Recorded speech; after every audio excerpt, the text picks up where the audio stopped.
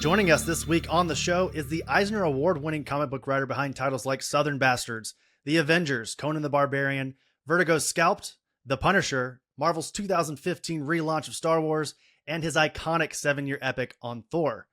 Recently, he has been hard at work on newer titles like Action Comics and Batman Offworld at DC Comics, Once Upon a Time at the End of the World and BRZRKR, A Faceful of Bullets at Boom Studios, Uncle Scrooge and the Infinity Dime at Marvel Comics, and the highly anticipated Teenage Mutant Ninja Turtles at IDW Publishing. It is my pleasure to welcome Jason Aaron back onto the Oblivion Bar Podcast. How's it going? Thanks so much for being here, Jason. Appreciate it. I wanted to start off the conversation by asking kind of a very broad question, which is, you are a proud resident of Kansas City. So how was Planet Comic-Con this past weekend? It was great. I mean, it was crazy busy. I wasn't really there last year. I kind of popped in for a hot minute. So this was my first time setting up there in a couple of years. And man, it was packed. It was packed right away on Friday. It was packed on Saturday. It was so packed on Saturday, I heard that all the flushing of the toilets caused a drop in water pressure in Kansas City for like a 4-block radius. Wow. And the city had to like jack up the water pressure so that then once the convention ended, manhole covers were blowing up out of the street. Yeah. So it kind of created a plumbing situation in Kansas City. That's how big a show it was. This was a bigger year for Planet Comic-Con. This is an anniversary year, if I'm not mistaken. 25 years. Wow. Yeah, and it's my my local show. So I've been going. I haven't been here 25 years, but close. I mean, I moved in the summer of 2000, so I've been going to Planet since right after I moved. Just starting out as a fan. Met Marv Wolfman and George Perez there, and met tons of great creators over the years. And then that was one of the very first conventions I ever did as a professional, and I've been there in some capacity every year since. It's funny you bring those two icons up right off at the top of the conversation, because that was sort of the basis of one of our conversations we had previously on the show. The first time you were on the Oblivion Bar, you talked about how you had met George Perez. I think it was at Dragon Con when you were much younger, and how that was so impressionable for you as a young comic book reader. And it's funny to kind of go full circle and kind of be at a con as a creator with those two, again, legends. Yeah. George was the first comic creator I ever met. Like the first creator. I mean, he was my favorite artist. He was the first artist I could ever identify. I would see another cover issue by George and be like, oh, that's the guy who did New Teen Titans. So he was the first artist I ever followed from book to book.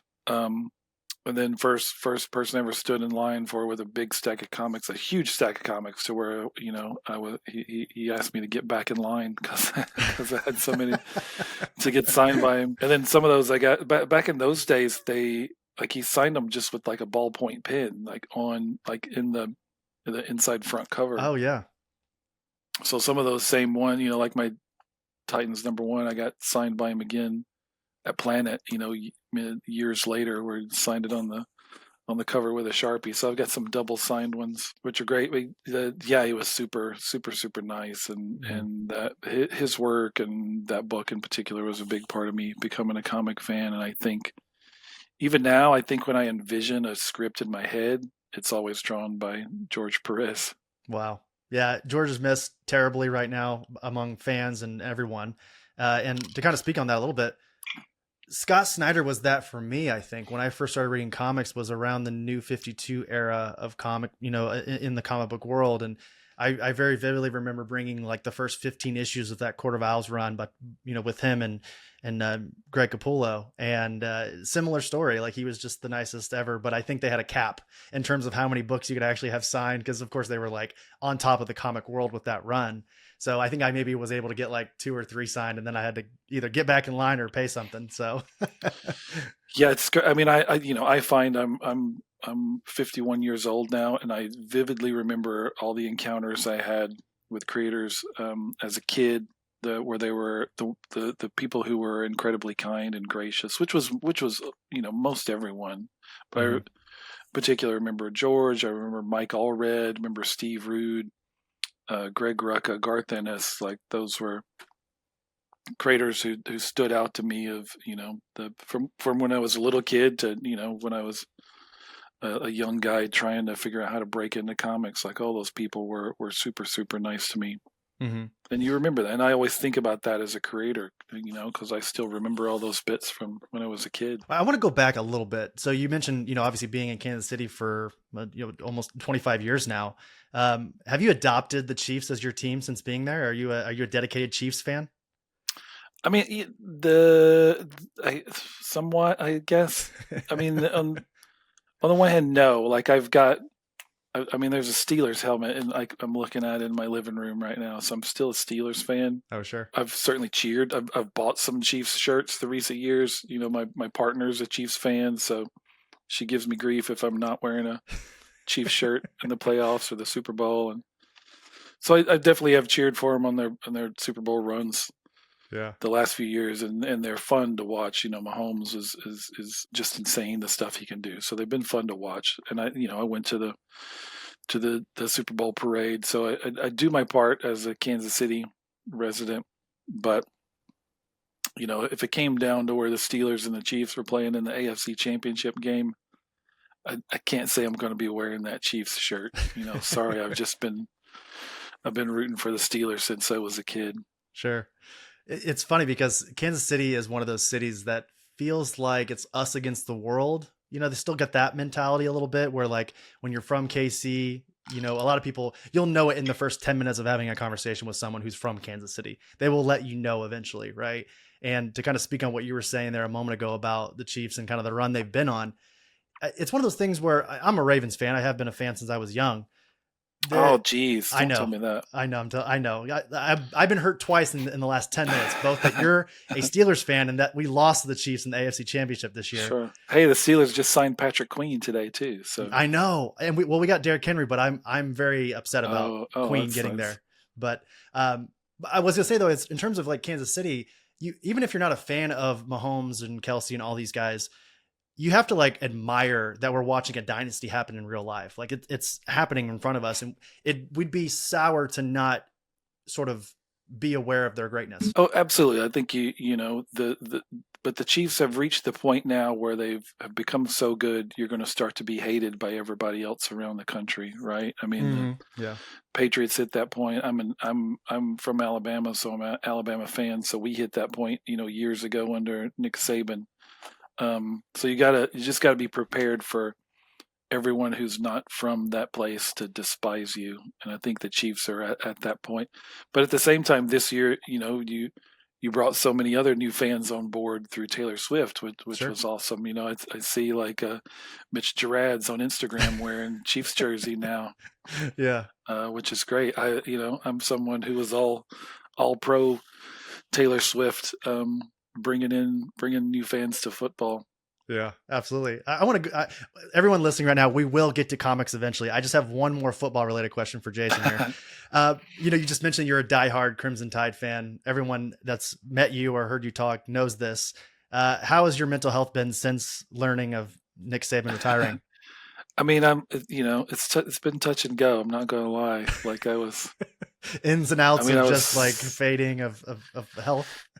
Yeah, I mean, I get alerts on my phone from some of the sports sites I follow. So I was, standing here in my kitchen. It was like what 3:00, 3:30 that day when my phone popped up with that first alert of Nick Saban just told his team he's retiring, and it felt that day. That was a good day where I think my first Superman issue, my first issue of Action Comics was out that day. So it was like jazz. It's like, oh, people seem to be liking it. I'm so excited. And then come 3:00 and it felt a little like a family member had died.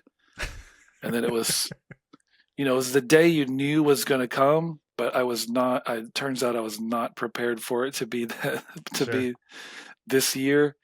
And it's still, it was, that was a crazy week where I don't think I've ever been so obsessively following Twitter as I was that way, because just all the sports writers I follow, where I'm refresh, like getting any update. Did they, who's the top candidate now? Who said they're not taking the job? Like who's on the plane to Tuscaloosa? So there's a lot of uncertainty, but I and still is, but I feel good about Kalen DeBoer and the staff he's put together, and I'm excited to see what he can do with Alabama's resources. But it's never going to be the same. There's no the game's not the same. The stuff coaches have to deal with is so much more complicated and demanding now, and there'll never be another coach quite like Nick Saban. So the golden age has ended, but we can still enjoy, the glories of the silver age, whatever they may be. Saban essentially created the college football that we have today. Like what kind of the format that we're in right now was to sort of level the playing field that Saban had created with Alabama football. And to contextualize this for anybody who's listening right now, who has absolutely no idea what we're talking about or who we're talking about, go back in time to when you found out that Jason Aaron was leaving Thor. And that's how Jason feels right now that Nick Saban has retired from Alabama. That's essentially the exact comparison that I can come up in my brain. I mean, I appreciate that's the most, comparing me to Nick Saban is the most flattering thing anything's ever said about me. I don't think I can live up to that. Well, as I mentioned in the intro, and I should note that I'm still absolutely bewildered by this, but you are working on not only an incredible amount of titles, all of which are wildly different from each other, but on top of that, you've sort of planted your creative flag at most of the major publishers across the comic book landscape, minus Image Comics. And, you were exclusive at Marvel for many years. So it feels like this is your well-deserved time to sort of play the field and try some new things. What's been the most exciting aspect of working all these new stories at these other publishers? I mean, the most exciting aspect really of not being exclusive anymore is just being able to do whatever I want, right? To sort of take any phone call that comes my way. I mean, it really hasn't been a case of me chasing after a bunch of stuff. It's just sort of, once it became known that, hey, I'm available, then the phone started to ring. I mean, the DC stuff was definitely something I pursued, and that I, knew I wanted to do a Batman project, but Action Comics was something that kind of popped up and got offered to me, and Berserker and Turtles and even Scrooge, everything. Those were all just things that kind of fell into my lap. So it's nice to be able to be in a position where I can say yes to any of those things I want. So I think last year, after, my exclusive expired late 2022, and I was still kind of winding down Avengers, and I knew that was going to be the end, at least for a bit, of me doing ongoing work for hire titles after 15, 16 years solid of doing 2, 3, sometimes 4 of those at a time. I knew I wanted to jump off that train. And so kind of once that was done, I enjoyed getting back to travel, and for the first time since the pre-pandemic days, and did a lot more shows, did some cool international shows, and enjoyed kind of having less deadlines and working a little less, and didn't have that consistent, didn't have as many mouths to feed every month. Then at some point over the course of last year, I realized I should probably do some more work, because turns out I don't get paid when I don't do things. So then I started saying yes to more things. Came along, I said yes to more things, most all of them like shorter minis and one shots, and then find that, suddenly I've got a lot of stuff to do, and it's all kind of hitting at once. So the last few months have been really busy, but exciting that I'm getting to jump from, like I said, I think an array of characters I feel like no one in the history of comics has gotten to write. That's to go definite. From Batman to Uncle Scrooge to Superman to Berserker to the Turtles to, even a couple more that haven't been announced yet. I just felt like surely no one has done this sequence of characters in a 2-month time span. So that part was, it's been very busy, but just constantly creatively rewarding, from character to character. Did you just say that there's some things that haven't been announced yet? Yeah, there's a couple. There's three. There's maybe three other things I've been working on in some shape or form that haven't been announced yet. Yeah. Now, do you equate that to having just a little bit more free time now that you're not over at, Marvel, or do you feel like this just like this new wave of creativity kind of hitting you all at the same time? Well, yeah, I mean the a little of all that, I guess, and also again just the door being able to be open to any of that, and some of it is you all these things sort of pop up. I mean, it's like a typical freelancer thing where suddenly that's an option. I can do anything, and then but everything, all these cool things are available, and you want to say yes to every single one of them. Mm-hmm. But then you have to find the time and the headspace to actually do them. So I've been still in the do them point, but in 2 days' time I will be retiring to the happiest place on earth to recharge my batteries. My favorite place one of my favorite places on the planet. I'm going back to Disney World for a short trip for spring break for my kid. So that'll be part of my relaxing a little bit this month before diving into with a lot of these things we're talking about are kind of done and written, and I'll be focusing on Turtles and focusing on a couple of other things that I'll be working on the rest of the year. Now, can you write this trip to Disney off on your taxes based on the fact that you're doing Scrooge? Like you could chalk it up as like this is some Scrooge related. That's a good question. Yeah. Let me ask my tax guy about that. I mean, if there was more Scrooge related content at the parks, there's really not. I have gotten my picture with Scrooge there before. He used to pop up at Animal Kingdom. I don't know if he still does, but I think there's a DuckTales treasure hunt around Epcot, I believe. Mm-hmm. But I've never done that. So maybe even though I've already written the one shot, maybe I could still swing it. Like, yeah, I need to go explore Scrooge's stomping ground to get in the headspace. Yeah, taxes aren't due until April. We still have time. So sure. Well, and I want to just kind of ask like a very odd question here, but if we could travel back to the early 2000s version of Jason Aaron, who was writing The Other Side and Wolverine and Scalped, and ask him, what's your best pitch for Uncle Scrooge? What do you think he would say? The version of me from like the early 2000s, just starting out. Yeah. I mean, I wouldn't have had one. I had maybe, I can't remember if I had read any Don Rosa stories by that point. I feel like I read a couple in issue form. I feel like I bought a couple and read them by that point. Or maybe I was just at some point I bought, when the Fantagraphics released all those hardcovers, I bought every one of them and I've read every one of them with my kid as he was growing up. So maybe I'd started doing that by that point. I can't remember when those hardcovers started coming out. Mm-hmm.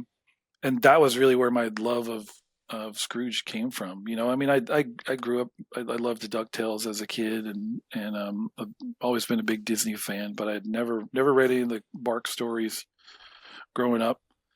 And then reading those Don Rosa stories, just the more we read, it just dawned on me more and more like, oh man, these are like really good.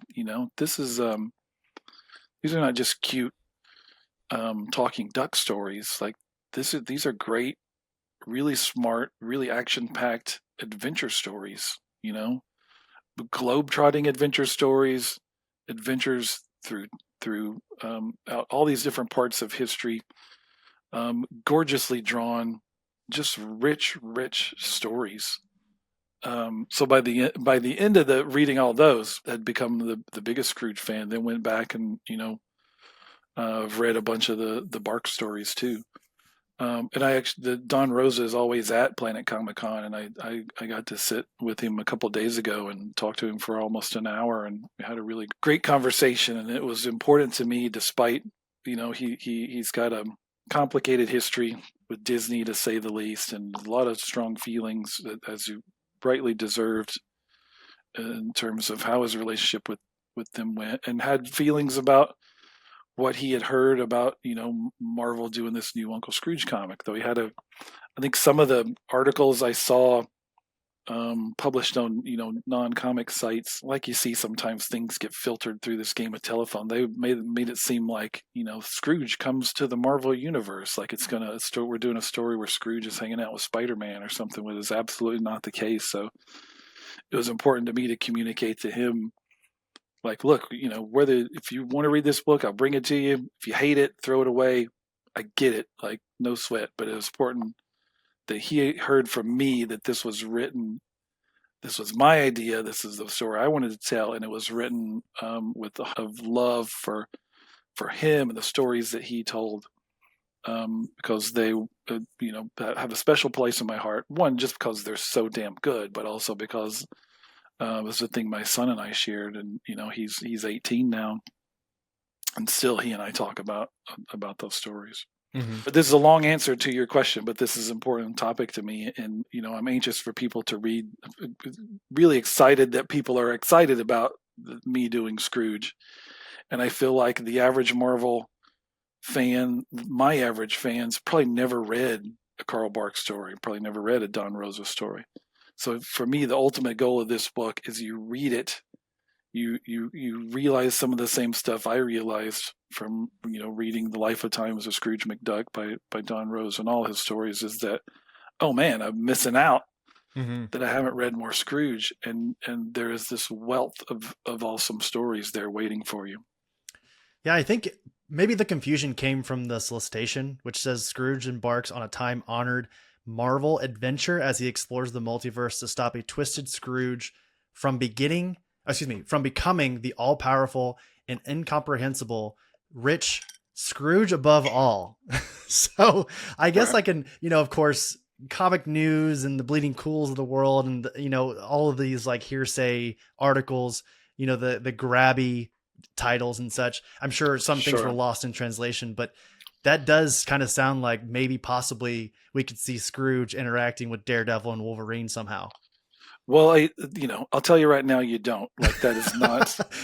We're clearing the record. Is it a different kind of Scrooge story? Yes. Is there like a Marvel flair to it? Yes. In mm-hmm. terms of certainly the amazing lineup of cover artists, in terms of the kind of story it is, in terms of the way I write it. Yes, there are different elements to it, but it is absolutely, fully a Scrooge story within the same continuity as past Scrooge stories, and paying homage to them while trying to do something a little bit different. But no, you won't see Scrooge hanging out with Peter Parker or the Mighty Thor.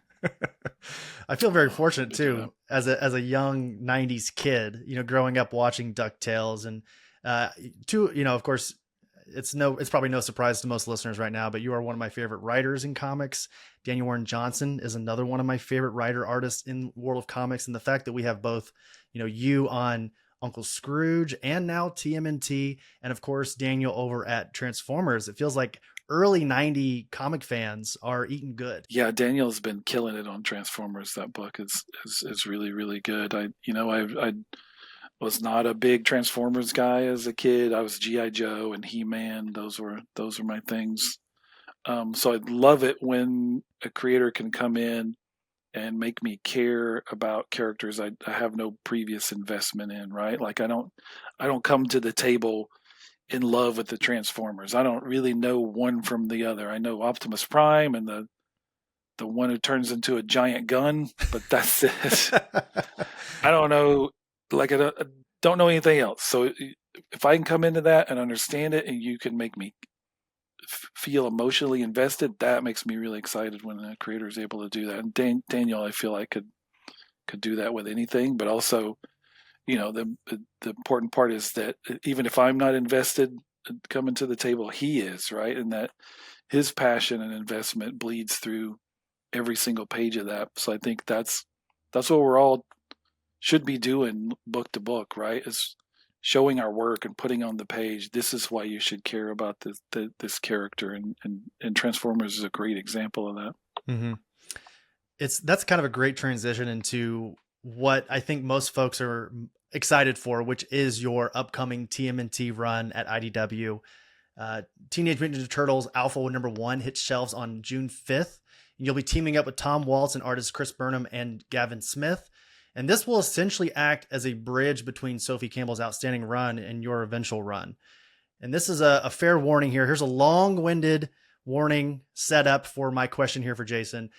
I know we can't talk about specifics with this series, and I'm not going to ask you who your favorite turtle is, even though it definitely... Well, we could, but I'd rather not. But sorry, go ahead.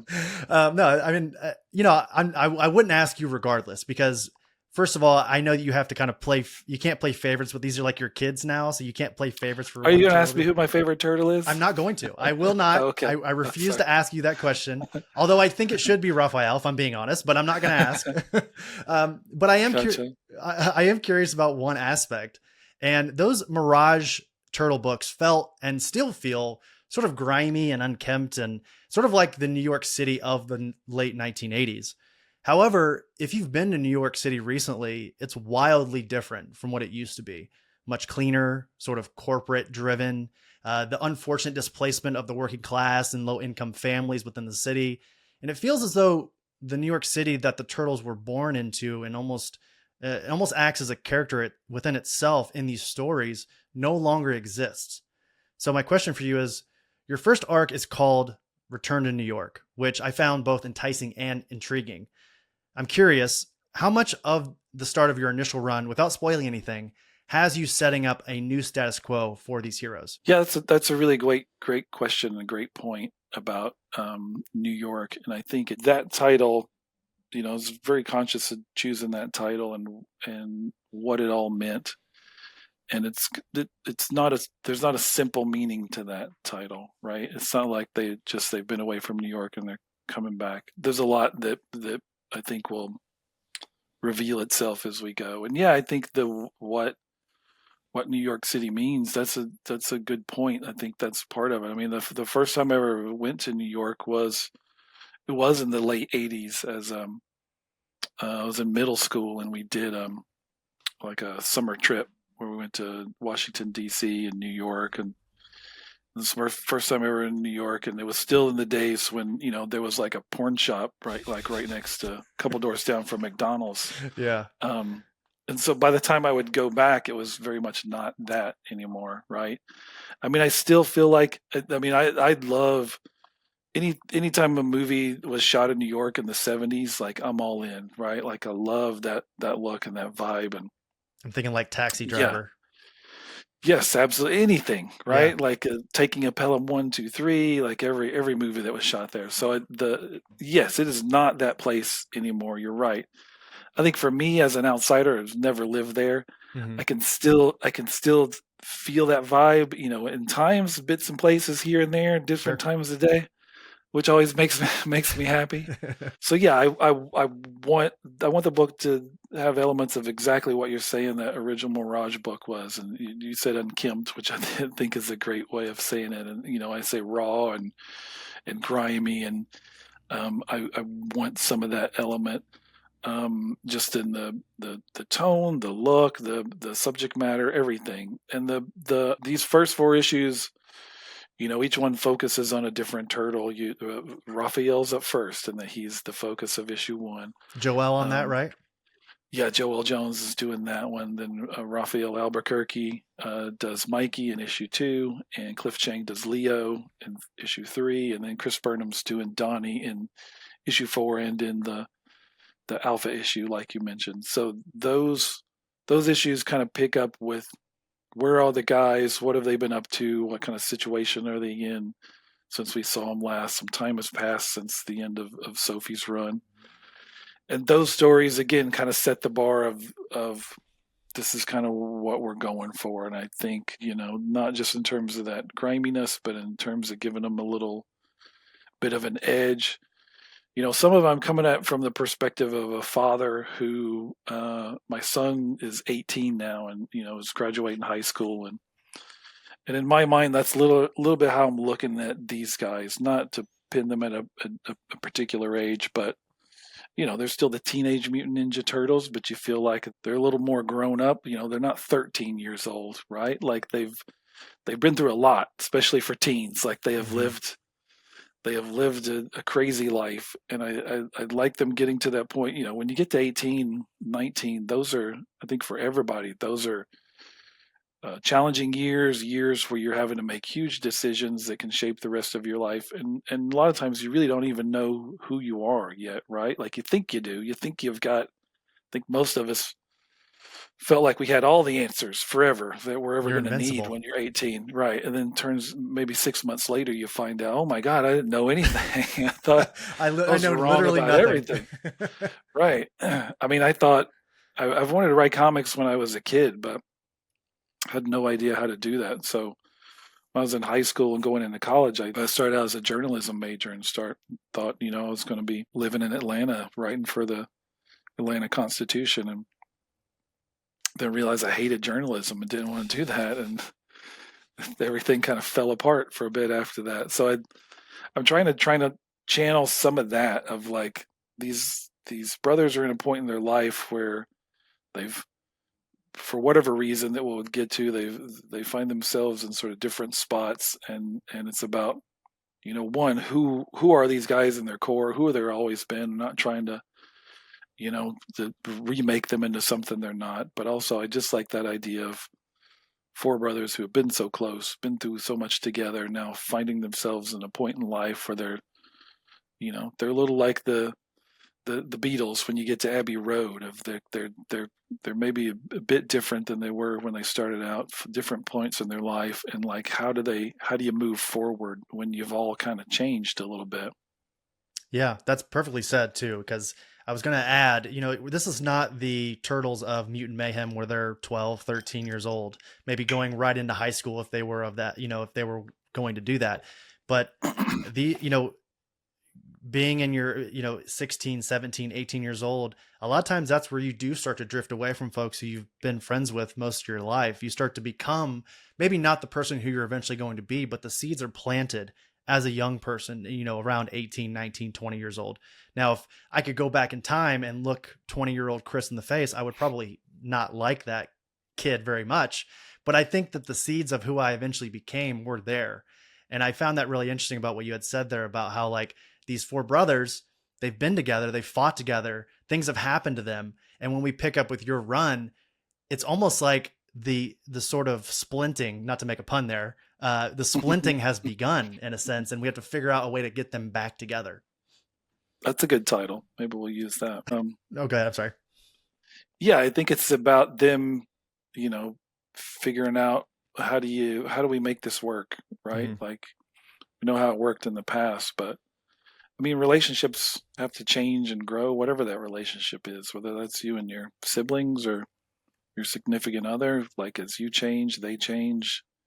You have to figure out how to continue to make that work. And I think that'll be kind of one of the themes of the book, of Return to New York, of everything.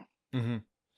Yeah, the Turtles are. And oh, sorry. Yeah, sorry to interrupt. Like You're good. what you said, the idea of going back and talking to your 16-year-old self and not liking them very much is exactly, the point of one of the parts of my Thor run, of like, Yeah, that's right. where Thor is literally hanging out with his 16-year-old self, right? His rambunctious young Viking self, and Yeah.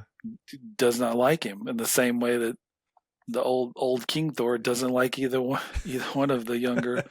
So I think that's interesting to, in some ways I am exactly the same person as I was when I first picked up a Teenage Mutant Ninja Turtles comic in probably 1985 was Mm-hmm. when I first discovered the book. Some ways I'm exactly the same. Things I'm into, what I want to do, my passions have not changed one bit. In other ways, I am almost unrecognizable. Would be to that kid. He'd be like, "What?" So I find that sort of stuff fascinating in life, and let alone and just trying to communicate that, that very, very human struggle in some sense. So, because even though I don't get to hang out with my 13-year-old self and my 85-year-old self, like those are still struggles issues that we all have to figure out within ourselves, right? Mm-hmm. And so some of it's just trying to speak to that in the form of Ninja Turtles punching bad guys. The Ninja Turtles, the greatest vessel of deciding time and space and all these things. They just are. And that bleeds into my next question for you, which is that the Turtles are maybe one of the most flexible characters, not only in the medium, but in fiction. They've had multiple different artists portray them, different writers, of course, Eastman and Laird and all these folks have obviously put their stamp because they created the character. But think of all the different people who have written or drawn these characters, or not including the animated series and the live action movies and video games, the whole thing. So my question for you is, what kind of special Jason Aaron sauce do you think you want to add to the mythology of the TMNT legacy? Well, I mean, that's a good question. I don't know. I feel like that's maybe not for me to answer, right? Like that's for somebody else to figure out. I mean, you're absolutely right. I think these characters, more than maybe any other characters over the course of those 40 years, have been able to change and change again and stay relevant a lot, like you said, in a lot of different formats and different ways. And I'm not sure what other character we could say that has done that much over that period of time. Yeah, I mean, I'm working in Marvel. I'm working on characters who are much older and have remained relevant, but they haven't changed. Still, haven't had that many different versions over that period of time. Mm-hmm. And the Turtles, have always been able to buck that trend of feeling like, well, okay, their time is done, and they'll drift away into the shadows, and they pop right back out in a new and exciting way. Which, I mean, I'm as someone who does that sort of thing for a living, and just as a fan, I'm always fascinated by characters that are able to get kind of reimagined and stay relevant over decades and decades. So in terms of what I bring to the table, I mean, I think some of it, again, I'm not trying to come in and reinvent the wheel and send the Turtles, off into a radically different direction. Some of it is about going back to the very beginning and the root of, like, how did I discover these characters? What appealed to me about them? How did I first connect with them? How can I do that in a way that is relevant to today, right? Relevant to me emotionally, and relevant to the world of today. Which, again, is what I try to do in everything I'm working on. I feel like with Turtles, it kind of came easy, and then I knew what my touchstone was. It was that original Mirage book. I kind of right away saw, like, what I want that story to be and what I felt like the kind of edge or grit I felt like I could bring to each of those characters. And it really, it more than, this is not going to be I'll tell you right now, it's not going to be a story that's going to dazzle you with its shocking plot twists. I guess I'll say it's not that kind of story. And I think it's important that it starts with issues that focus on the characters, right? It's character before plot. I mean, I still think we'll show you things you haven't seen before, but it starts with, do you like these guys? Or can I make you like them? Regardless if you're just like, well, I'm here for Raphael and the rest of the guys, can beat it or whatever. Like, I want to make you like each of them, enjoy hanging out with them, and enjoy what happens, the sparks that fly when we throw them all together. Mm-hmm.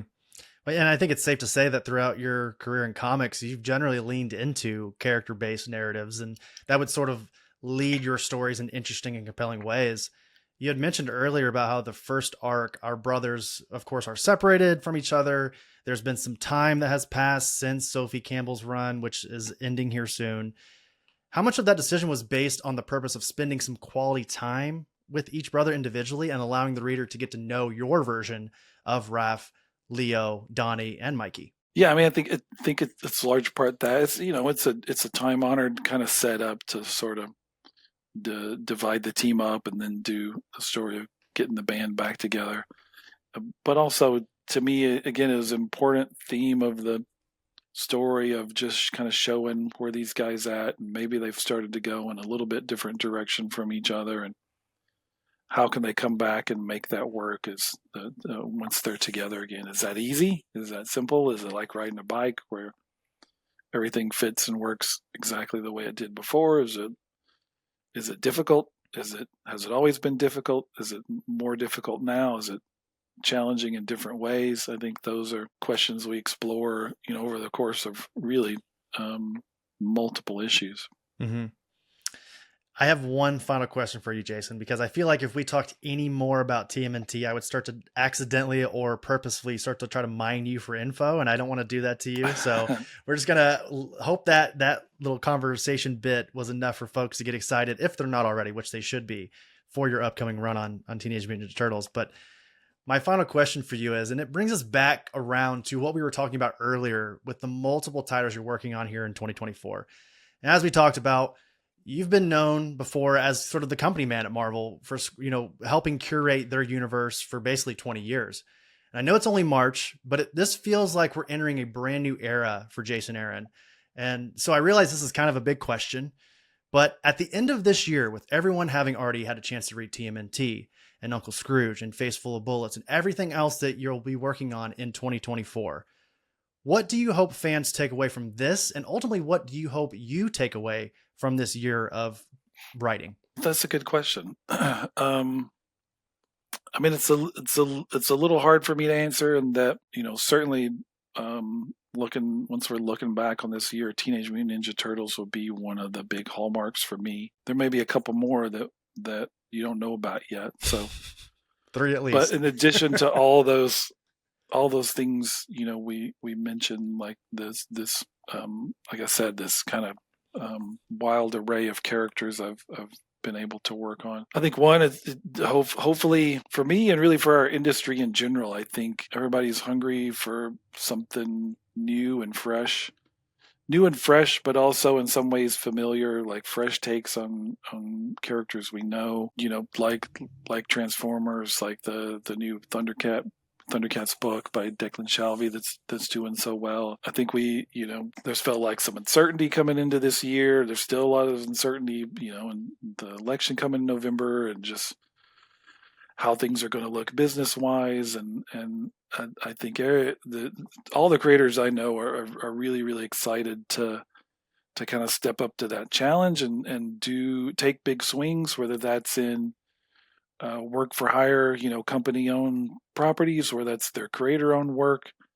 I think everybody kind of wants to shoot for the stars this year, and that's definitely how I felt, where I very much have entered this phase of my career that's feels like kind of the second act. Hopefully the second act, not the third act, and the third act's still a bit away, but it feels like a big second act, and that the first act was very much like you said, focused on Marvel and creator-owned work outside of that, and now I'm able to expand my horizons and work on all these different exciting properties, all across the map, while also be doing some new creator-owned stuff. And then that's going to be the plan going forward. Turtles will be a thing. Like I said, I kind of wanted to step away from ongoing long-term commitments for a bit, and I did. And then Turtles came along, and I couldn't say no to that. And so, that one's a longer commitment, and there might be another one, in the mix that fits that bill too. But I just feel really excited and lucky that I'm getting to work on all this kind of stuff at once. And I feel, I've always felt like I've been lucky in that I'm able to kind of jump from one cool thing to the next over the course of my career. I feel that kind of, times 1,000 right now.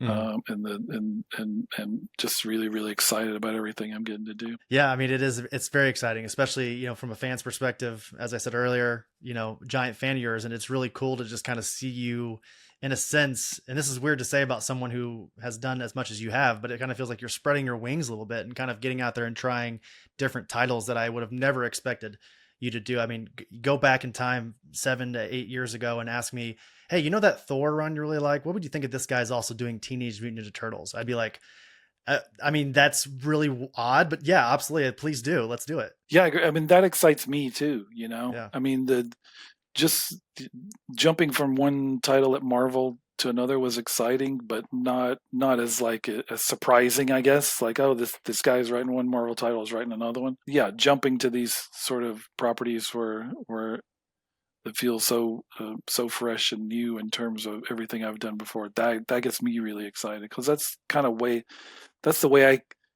consume. Like I'm the guy who loves, reads Uncle Scrooge comics. I read, Berserker.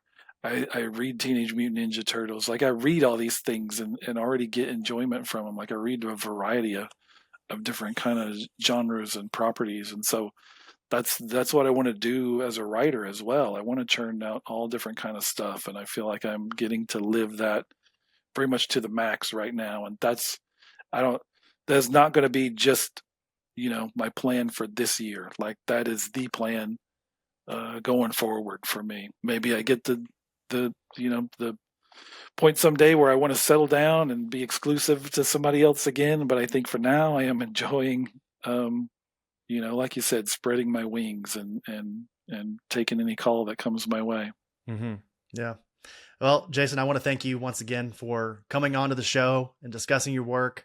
And as we finished our conversation and I can finally drop this, I've said it multiple times now, so there's really no facade anymore, but you are undoubtedly one of my favorite creators working in comics and have been since my introduction to the medium. So I'm truly just thrilled for you and everything that you've done so far this year and what you'll continue to do for the rest of 2024.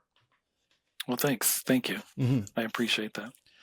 And also, as we were talking there, I can't remember at what point I realized this, but we were talking about Patrick Queen and Derrick Henry. Those are both Alabama alumni. Why did I not connect the dots there? Well, Patrick Queen didn't go to Alabama. He didn't? He wasn't a linebacker for Alabama? Did he go to Auburn? Oh, no, he went to LSU. Dang it. Sorry. Yeah. Never mind. Yeah, I don't know why. Derrick Henry, one of the great. I got a Derrick Henry jersey in my in my closet. I love Derrick Henry. Can I buy that from you now that he's on the Ravens, or? No, sorry, that one's. I break that one out when the team really needs me. Yeah. I break out when it gets serious. I break out the Derrick Henry jersey. All right. If it gets really serious, I break out my old shaker. But that's only when times are looking dire. Bleeding Cool, The Beat. I know you guys are listening right now. Mark it down. Make an article. Jason Aaron, super superstitious. He's a man of superstition. So just know that. Just when it comes to football and no other areas of my life. I'm the same way. Whatever it takes. Yeah, exactly. To pull the team through. Yeah, I have a Lamar jersey. That's not even it's one of those like military jerseys. The military jerseys they don't even wear. I wear that Lamar jersey for every major, game that we have, and I can't anymore because I wore it during the Chiefs-Ravens game and we lost. So that no longer has any luck in it left. It lost its power. Yeah, I have to wash it and try and pick a new one. Yeah, maybe you can recharge it in some way. That's right. Well, Jason, I'm going to pass the baton off to you one last time. Is there anything you want to plug or any socials you want to highlight before we let you go? No, I mean, the easiest way to keep up with me and everything I'm working on is my Substack newsletter. If you just Google my name, that's easy to pull up, and I, post semi-regularly, let you know what all I'm working on, what shows I'll be doing. I'm doing a lot more shows. I might be doing more shows this year than I have ever done in my life. Love to hear that. Because I just started working with comic sketch art. Yeah. So they make it so much easier. So I'm doing definitely doing more shows in the States than I've ever done before, and maybe a few overseas. So there's a chance I'll be coming to your town wherever you live, and if you want to come by and say hi and talk about Teenage Mutant Ninja Turtles or Nick Saban or pro wrestling, then I'm your guy. Don't ask him what his favorite turtle is. He will not answer it. Well, I'll tell you who my favorite wrestler is, but I won't tell you my favorite. Who's your favorite wrestler? Well, you say that now. I don't know what I was going to say. Okay. My favorite has been MJF, but he's been hurt. Sure. I'm still a big Kevin Owens fan, so I'd probably say Kevin Owens. Yeah. Yeah. We need to get Daniel Warren Johnson on the show and have you two talk about wrestling currently. Cause I'm from the Attitude Era. I stopped watching in like 2004, 2005. So, yeah. But you two both are big into wrestling, and I'd love to bring you both on, talk about comics and then talk about wrestling at the same time. Sure. Yeah. Daniel and I have talked wrestling a little bit. Yeah. He's a big fan. And his Do a Powerbomb was absolutely the best comic ever done about wrestling ever. So highly good. Recommend it. Yeah.